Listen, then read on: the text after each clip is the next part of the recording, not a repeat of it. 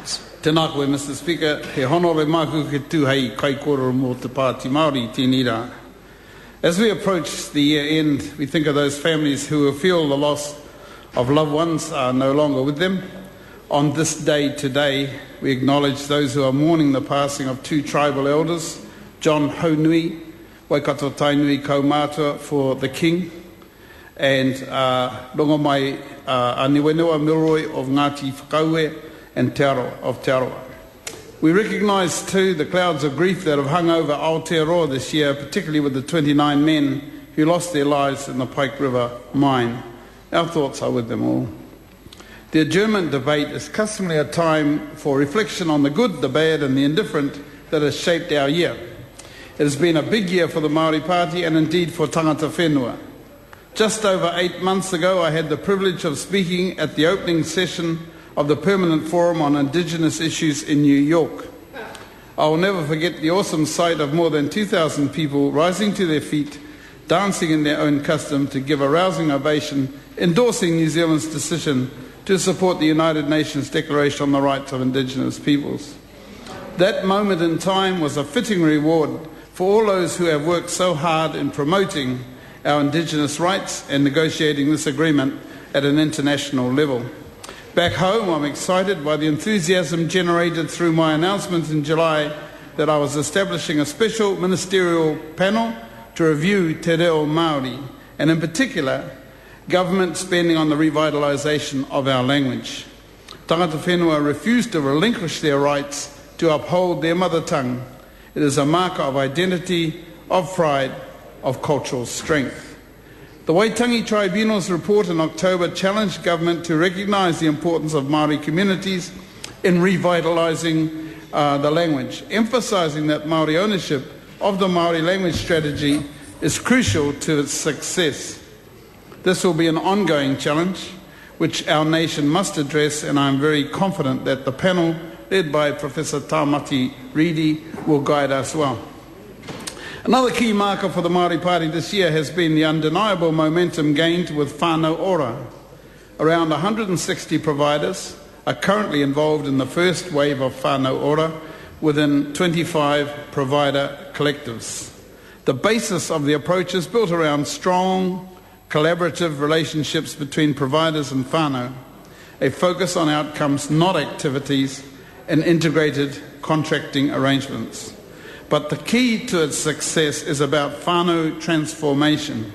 It is about whānau building positive pathways to achieve their aspirations. Whānau ora returns the power and control to whānau to be resilient, nurturing, and to develop their own leadership. Alongside of whānau ora, I've been proud of the work that's been done in implementing programs such as Kai Toko Whānau, Oranga Whānau, and Mara Kai. These programs are targeted at supporting Māori whānau.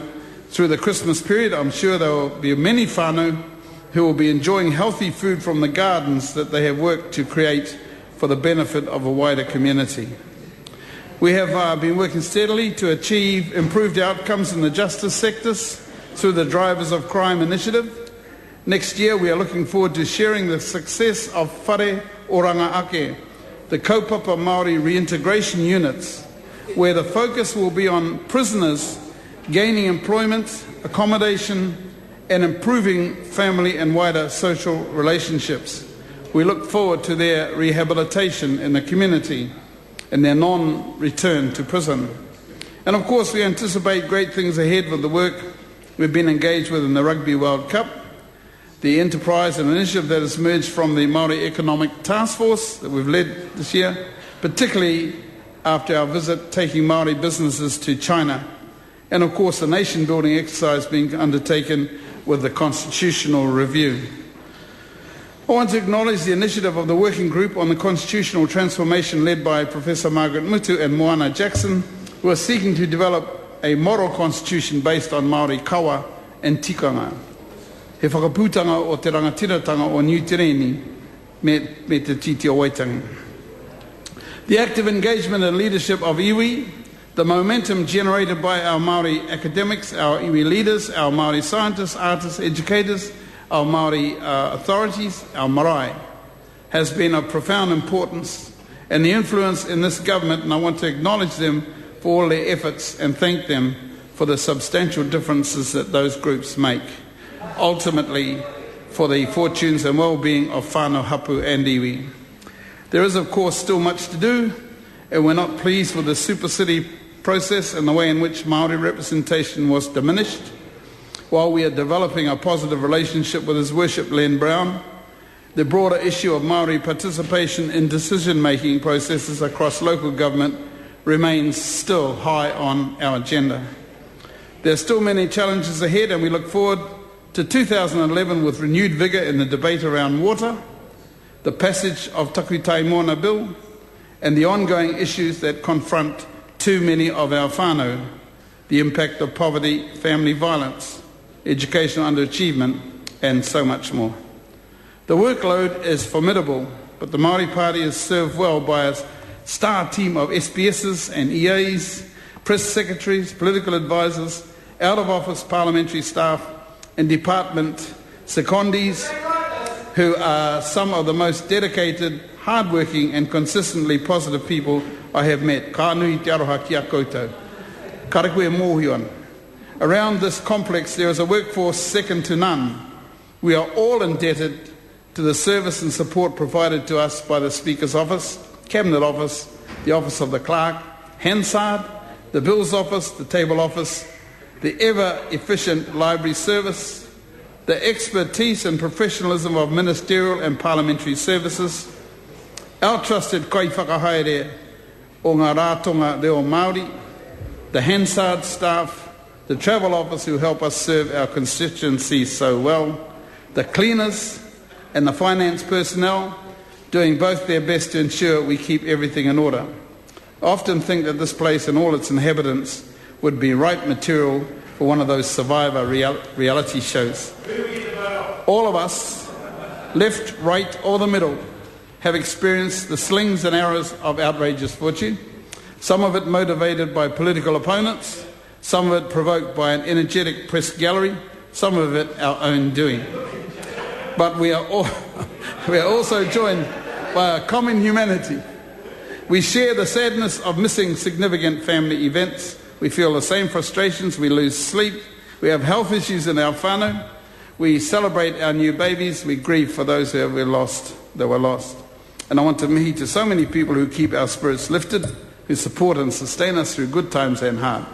It is in everyday conversations we share with VIP drivers, security, messengers, the building staff, those on reception, at Bellamy's, in the gym, and of course, right across this house. Finally, there are three special groups of people I want to mention. The first is to recognise the hand of Manaki that was extended to us, the Māori Party, by John Key in inviting the Māori Party to enter into the relationship with National. It has not been without challenge, but we are proud of the way in which our relationship has developed and a spirit of cooperation emerged with some of the key ministers around the table. Secondly, I want to mihi to Tariana, Te Ururo, Rahui, Hone, who sacrificed so much of the good of our people. We have worked so hard, not just for the gains we have achieved, but more importantly, to retain faith of our people and to keep our reputation high as a strong and independent Māori voice of Parliament.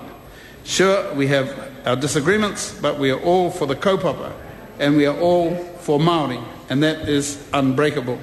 And through it all, we acknowledge the wonderful whānau, our wonderful whānau, who are the all-out stars of the Survivor series. It is because of their tautoko, their commitment to us and our party, that we're able to do what we do. Words can never reflect adequately the vital role that our whānau play in this Parliament for all of us here. Mr. Speaker, thank you for your distinguished and impressive leadership in the House. I wish you and all of our honourable colleagues a restful summer with the people you love. Mā te atua koutou, ko koutou whānau, e manaki e tiaki i te wā o te krihimete. Tēnā tātou katoa. Kei raro.